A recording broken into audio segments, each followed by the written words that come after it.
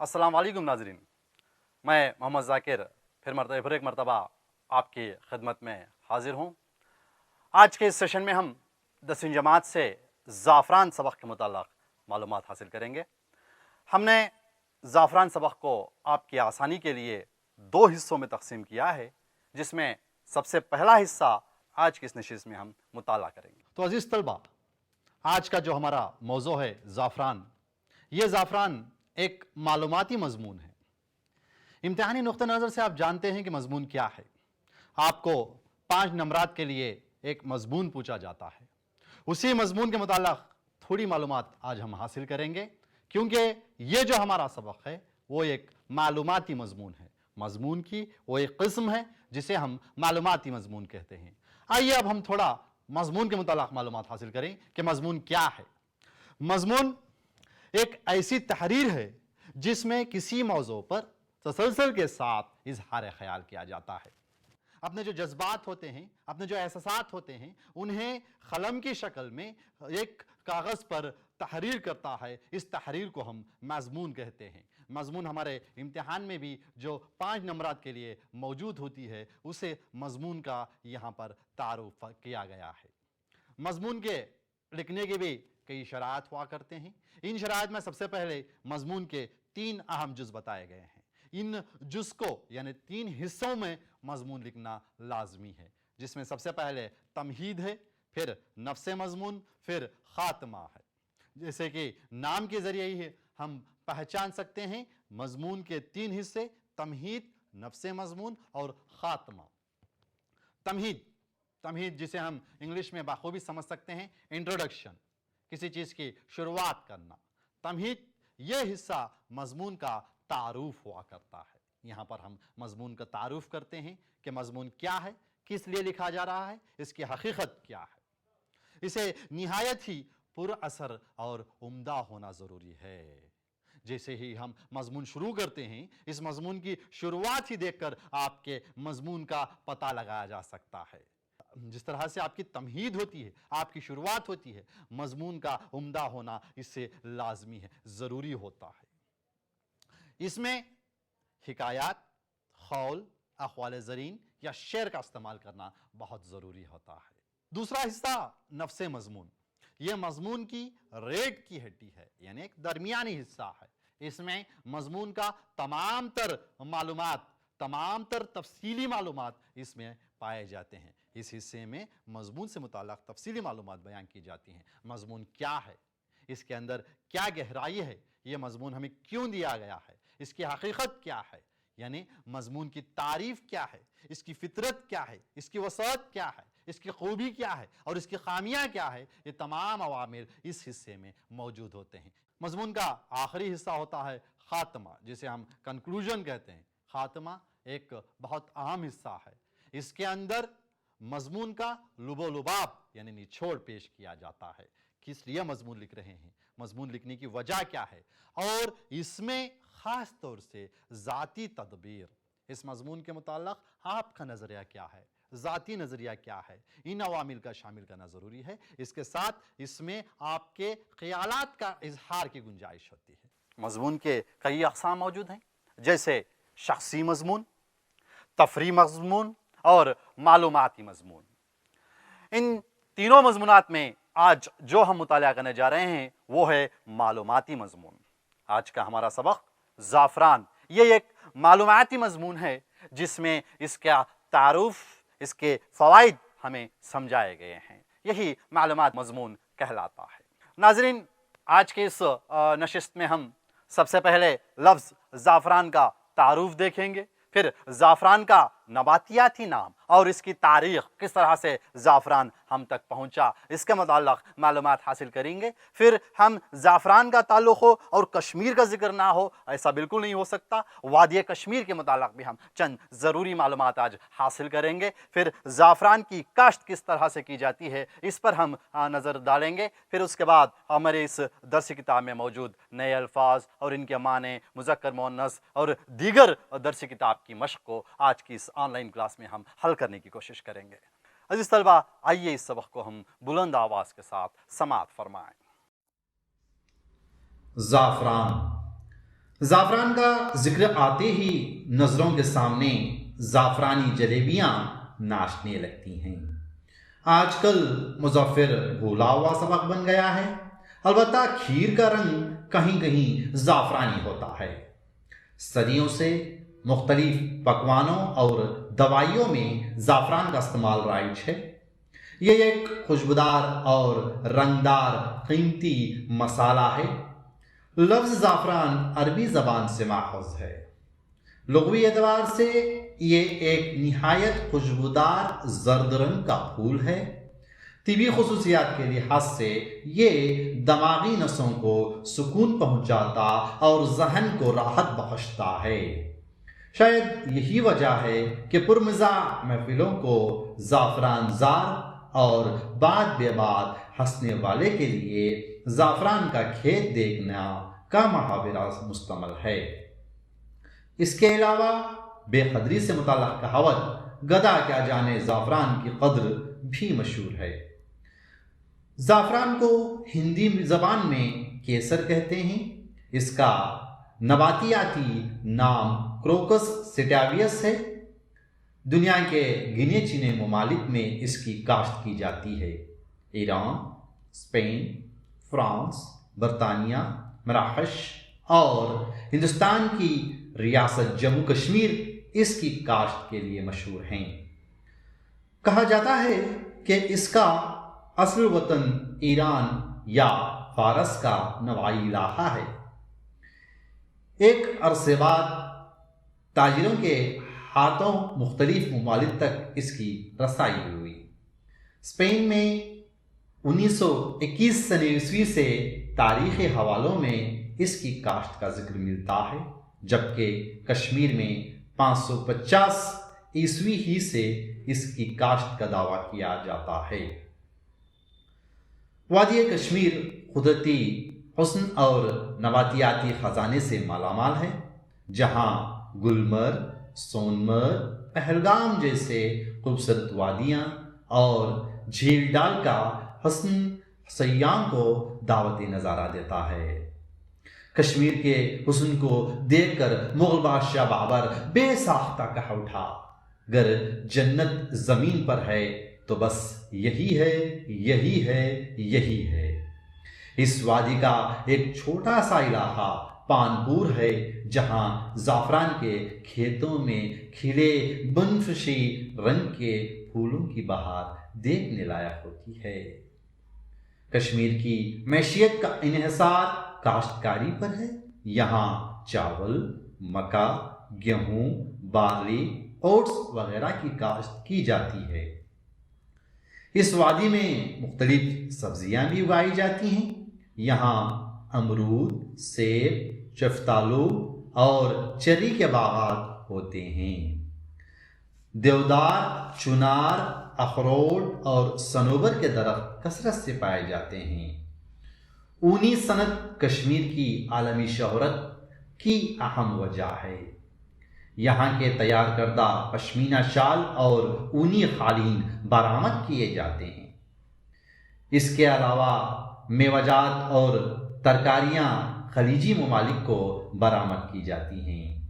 یہاں زعفران کی کاشت کی جاتی ہے اور ہندوستان کے مختلف ریاستوں میں اس کی کھپت ہو جاتی ہے۔ چنانچہ بہت کم مقدار میں زعفران باہر بھیجا جاتا ہے۔ زعفران کی کاشت کے لیے معتدل آب و ہوا راس آتی ہے۔ پھول کھلنے کے موسم میں ہلکی دھوپ اور راتوں میں نمی ضروری ہے۔ اس کی بہترین پیداوار کے لیے 30 سے 40 سینٹی میٹر بارش درکار ہوتی ہے۔ موسم بہار کی بارش گڈیوں کی افزائش اور پودے کی اچھی نشو و نما کے لیے مددگار ثابت ہوتی ہے۔ اکتوبر دسمبر کی بارش سے پھولوں کی مقدار میں اضافہ ہوتا ہے۔ یہ پودا فضا کی ٹھنڈک کو بآسانی برداشت کر لیتا ہے، البتہ برفباری یا اولا باری سے فصل کو نقصان پہنچتا ہے۔ آپ نے اس سبق کو سنا ہوگا۔ آئیے اب اس سبق میں موجودہ معلومات کی طرف ہم بڑھیں۔ سب سے پہلے آپ کی اسکرین پر جو تصویر نظر آ رہی ہے وہ آپ کو بہت خوش کر دے گی۔ کیوں؟ یہ تصویر ہی ایسی ہے، یہ تصویر ہے جلیبیوں کی۔ جلیبیاں، زعفران کا ذکر آتے ہی نظروں کے سامنے زعفرانی جلیبیاں ناچنے لگتی ہے، کیونکہ زعفران کے استعمال سے ہی جلیبیوں کو خوبصورت بنایا جاتا ہے۔ آج کل مظفر جو کہ ایک زعفرانی رنگ کے پکے ہوئے میٹھے چاول ہے، اس چاول کو آج کل تو ایک بھولا سبق بنا دیا گیا ہے۔ البتہ کھیر کا رنگ کہیں کہیں زعفرانی ہوتا ہے۔ صدیوں سے مختلف پکوانوں اور دوائیوں میں زعفران کا استعمال رائج ہے۔ یہ ایک خوشبودار اور رنگدار قیمتی مسالہ ہے۔ لفظ زعفران عربی زبان سے ماخوذ ہے۔ لغوی اعتبار سے یہ نہایت خوشبودار زرد رنگ کا پھول ہے۔ زعفران لغوی اعتبار سے ایک خوشبودار اور زرد رنگ کا پھول کہلاتا ہے۔ زعفران اگر ہم اس کی طبی خصوصیات کے اعتبار سے دیکھیں، طبی خصوصیت کے لحاظ سے یہ دماغی نسوں کو سکون پہنچاتا ہے اور ذہن کو راحت بخشتا ہے۔ یہاں پر ہمیں بتایا گیا ہے کہ ذہن کے جو ہمارے نسیں ہیں، ان نسوں کو یہ ہمارے سکون پہنچاتا ہے۔ شاید یہی وجہ ہے کہ پرمزاح محفلوں کو زعفران زار اور بات بے بات ہنسنے والے کو زعفران کا کھیت دیکھنا یعنی بہت خوش ہونا کا محاورہ استعمال کیا جاتا ہے یا مستعمل ہے۔ محاورے کے معنی مخصوص معنی کے لیے استعمال کیے جانے والے کلمے۔ جو محاورہ ہم زعفران کے متعلق دیکھ رہے ہیں وہ ہے زعفران کا کھیت دیکھنا۔ زعفران کا کھیت دیکھنا، بہت خوش ہو جانا، یعنی خوشی کے لیے زعفران کی مثال استعمال کی جا رہی ہے۔ اور اسی طرح اس کے علاوہ بے قدری کے لیے اگر کسی چیز کی قدر نہ کی جائے، اس کے متعلق ایک کہاوت بھی بہت مشہور ہے جس سے آپ اور ہم بہت اچھی طرح واقف ہیں کہ گدھا کیا جانے زعفران کی قدر، زعفران کی قدر نہ جاننے والا بالکل ایک گدھا ہے۔ زعفران کو ہندی زبان میں کیسر کہتے ہیں۔ کیسر سے آپ واقف ہو گئے، بہت سارے جگہ پر کیسر یعنی زعفران کا ذکر کیا جاتا ہے۔ اس کا نباتیاتی نام یعنی بایولوجیکل نیم جو ہے وہ ہے کروکس سیٹاویس۔ کروکس سیٹاویس اس کو نباتیاتی طور پر بلایا جاتا ہے۔ دنیا کے تمام تر ممالک میں اس کی کاشت نہیں کی جاتی، صرف دنیا کے گنے چنے ممالک میں زعفران کی کاشت کی جاتی ہے۔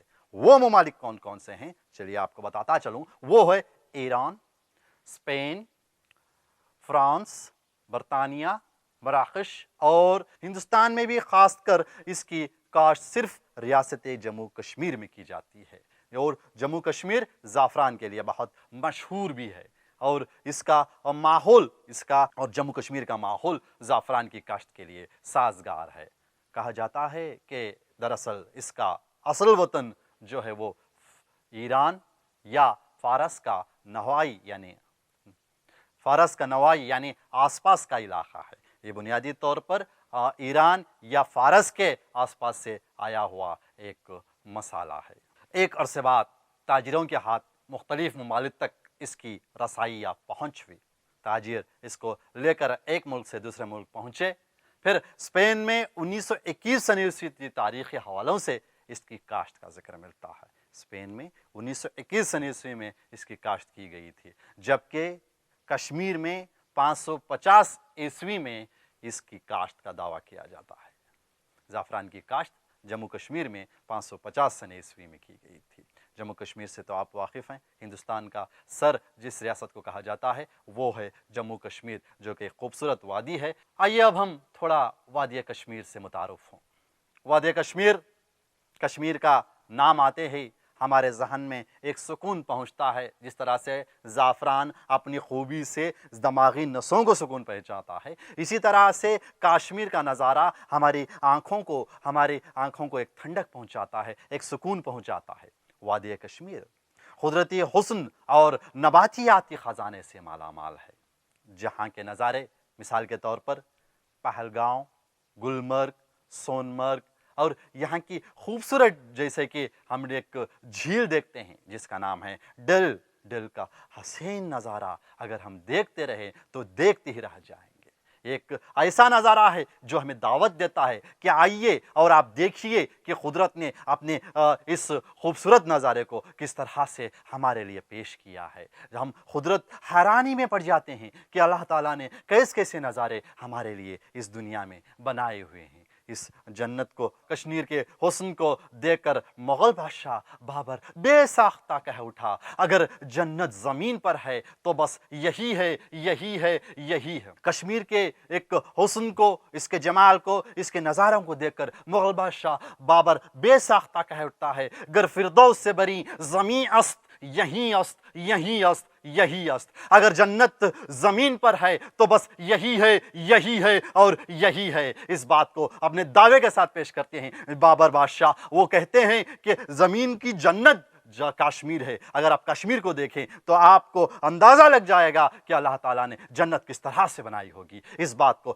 بابر نے اپنے الفاظ میں فارسی زبان کے اندر پیش کیا ہے۔ اس وادی کا ایک چھوٹا سا علاقہ پانپور ہے، جہاں زعفران کے کھیتوں میں کھلے بنفشی رنگ کے پھولوں کی بہار دیکھنے میں لائق ہوتی ہے۔ بنفشی یعنی جو ہم بیگنی کلر جسے ہم کہتے ہیں، اس رنگ کے باغات، کھیت کھلے کھلے ہمیں نظر آتے ہیں۔ وادی کشمیر کا جو پانپور کا علاقہ ہے، اس علاقے میں ایک خوبصورت نظارہ ہمیں نظر آتا ہے۔ جہاں بھی نظر دوڑاتے ہیں، کھیتوں کے اندر بنفشی رنگ کے زعفران نظر آتے ہیں۔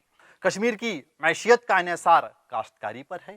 یہاں چاول، مکا، گیہوں، بارلی، اوٹس وغیرہ کی کاشت کی جاتی ہے۔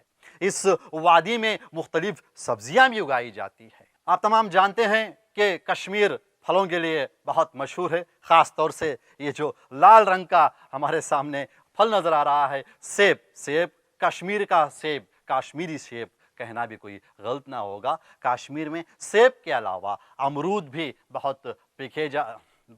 امرود کی بھی بہت کاشت کی جاتی ہے۔ اس کے ساتھ ساتھ شفتالو اور چیری، جو کہ ہم کئی سارے پکوانوں میں استعمال کرتے ہیں، ہم کئی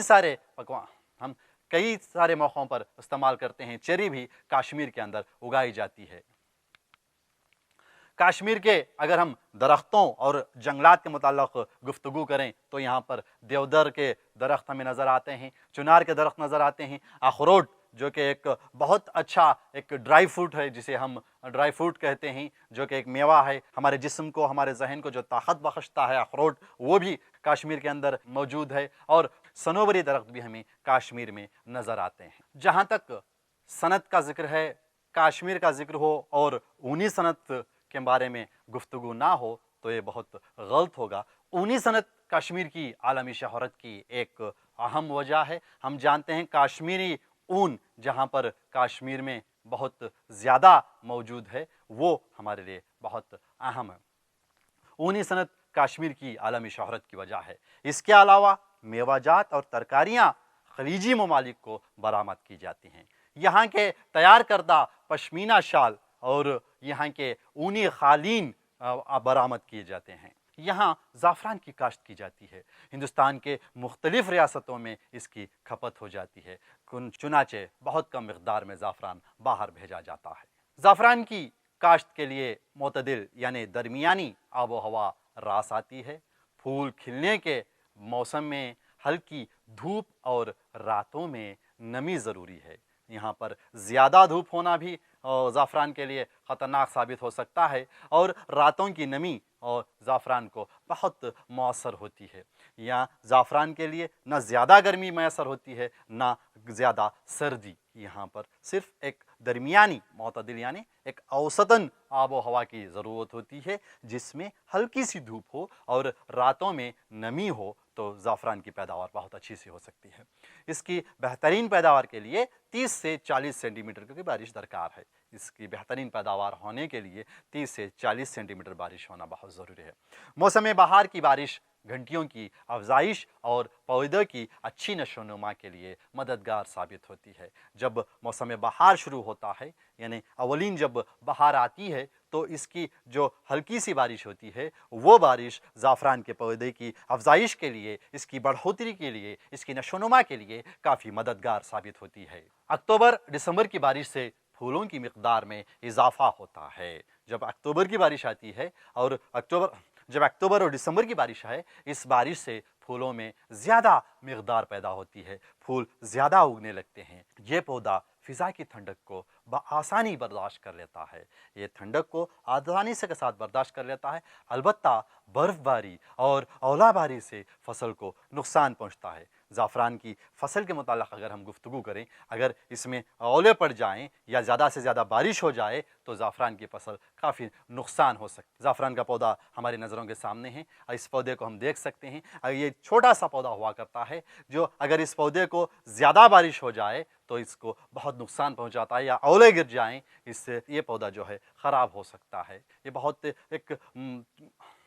एक बहुत ही नाजुक पौधा हुआ करता है, जिसके लिए मौसम का, आबो हवा का होना बहुत ज़रूरी है। आबो हवा भी मुतदल हो, ज़्यादा बारिश ना हो और ज़्यादा सर्दी ना हो, दोनों मौके पर इस पौधे को नुकसान पहुंच सकता है। इसीलिए बताया गया है कि ज़ाफ़रान के पौधे के लिए, जिसकी नशोनुमा के लिए, इसकी बढ़ोतरी के लिए, इसकी अफजाइश के लिए जो हमें ज़रूरी मौसम है, वो मौसम मुतदल मौसम है जो कश्मीर के अंदर पाया जाता है। यानी हल्की सी बारिश, हल्की सी धूप दिन में हुआ करती है और रातों में इसकी जो नमी होती है, जो तो रातों में थोड़ी सी नमी शबनम की वजह से होती है, ऐसी नमी ज़ाफ़रान के पौधे के लिए बहुत ज़रूरी है। जब भी ज़ाफ़रान का पौधा ऐसे माहौल में होता है तो इसकी नशोनुमा, इसकी बढ़ोतरी ज़ाफ़रान के पौधे के लिए और ज़ाफ़रान के फूलों के लिए बहुत अहम होती है। और इसी तरह वो पौधा परवरिश पाता है और अपने अच्छे से फूलों के ज़रिए से हमें अच्छे ज़ाफ़रान को वो दस्तयाब करता है या हमें फ़राहम करता है।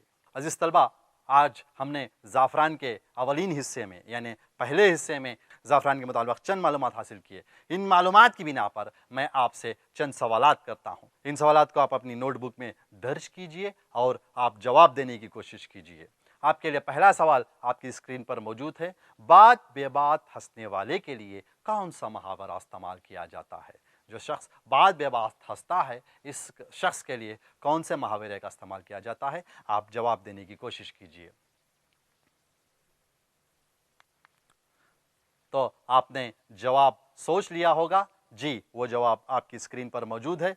बात बेबात हंसने वाले के लिए ज़ाफ़रान का खेत देखना, एक मुहावरा है, ज़ाफ़रान का खेत देखना, वो मुहावरा इस्तेमाल किया जाता है। ज़ाफ़रान का खेत देखना, जिस तरह से मैंने बताया, ज़ाफ़रान का खेत देखना यानी बहुत खुश हो जाना। हमारा अगला सवाल है, ज़ाफ़रान का नबातियाती नाम क्या है? बायोलॉजिकल नेम जिसे मैंने कहा था, नबातियाती नाम, ज़ाफ़रान को नबातियाती तौर पर क्या कहा जाता है? चलिए आप जवाब देने की कोशिश कीजिए कि ज़ाफ़रान का नबातियाती नाम क्या है।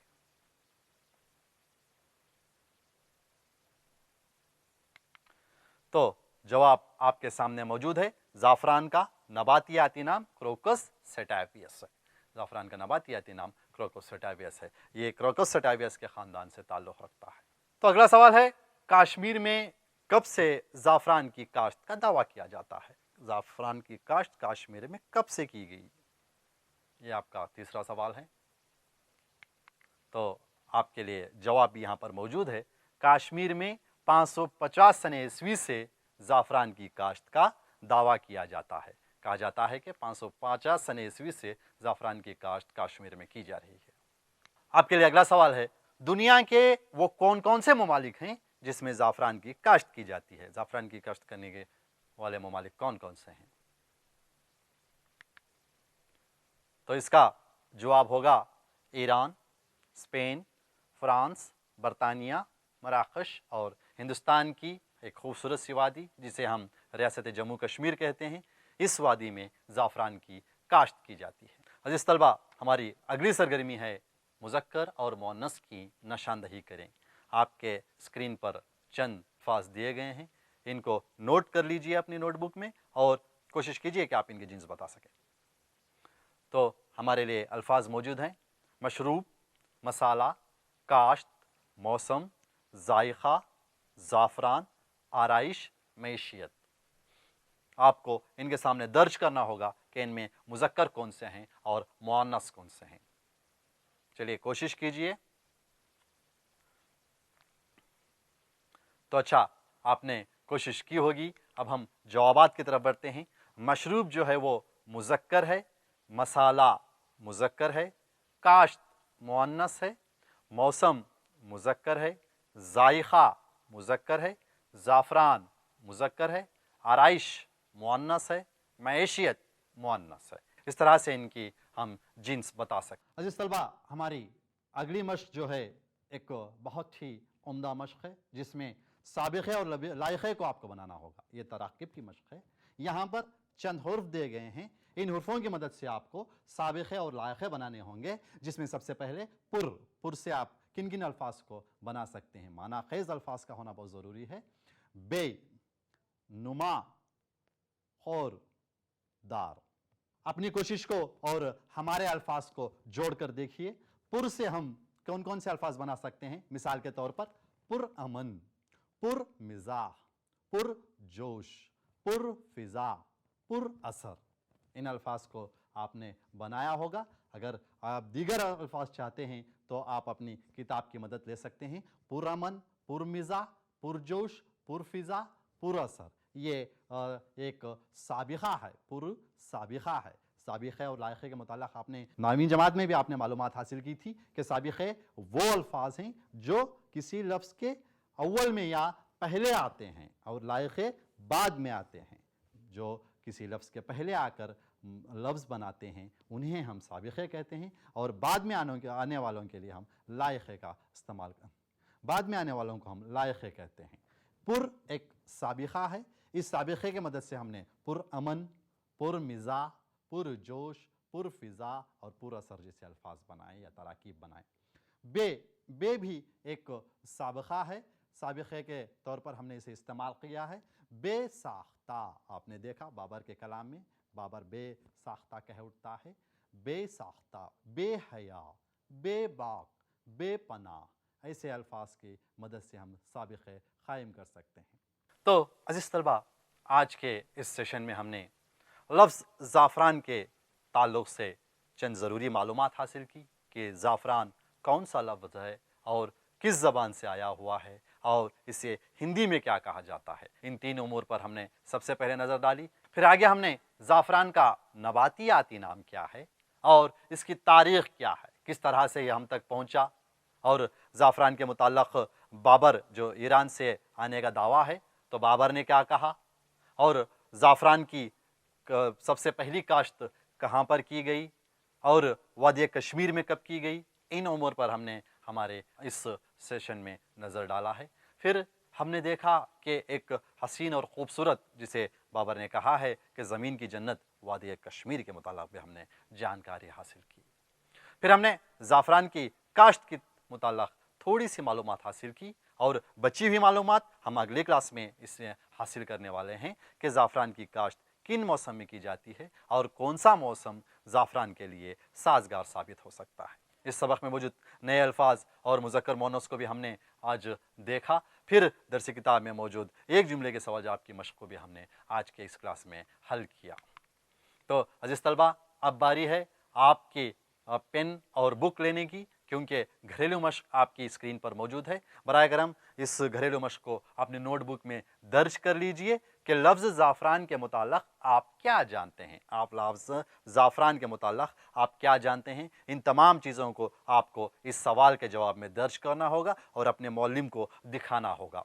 ज़ाफ़रान की काश्त की तारीख़ बयां करें। ज़ाफ़रान की काश्त किस तरह से हुई, कहाँ से हुई, किस सन में हुई, इन अवामिल को आपको इस सवाल में लिखना होगा।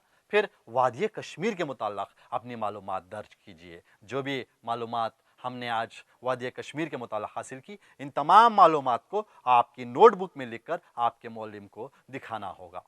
ये हमारी आज की घरेलू मश्क है। इस मश्क को अच्छी तरह से हल करें और इस सबक को पढ़कर इन चीज़ों को जानने की कोशिश करें।